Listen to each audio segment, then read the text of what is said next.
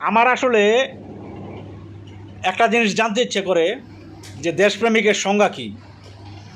আমাদের বাংলাদেশ এমন একটা দেশ যার সকল দেশপ্রেমিকরাই থাকে বিদেশে, দেশের টাকা চুরি করে বিদেশে সম্পদের পাহাড় জমিয়েছে। তারা বাংলাদেশটাকে বানিয়েছে তাদের জন্য একটা ব্যবসা প্রতিষ্ঠান। তারা নাকি দেশপ্রেমিক।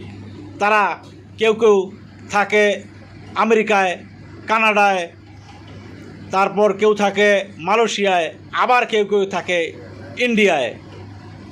তো এই হচ্ছে আমাদের দেশপ্রেমিকের নমুনা।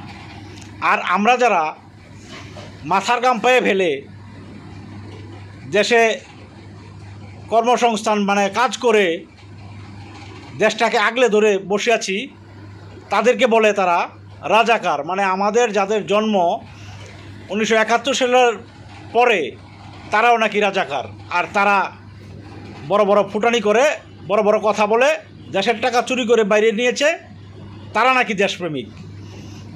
তো আর আমাদের কিছু দেশের বুদ্ধিজীবী আছে যেগুলি একেবারে সারে সারামজাদা, হারে হারে এরা বজ্জাত, মানে বজ্জাতের হাড্ডি। এরা টাকার গন্ধ যেদিকে পায় সেদিকেই তার পক্ষে কথা বলে। এই হচ্ছে দেশের বর্তমান অবস্থা।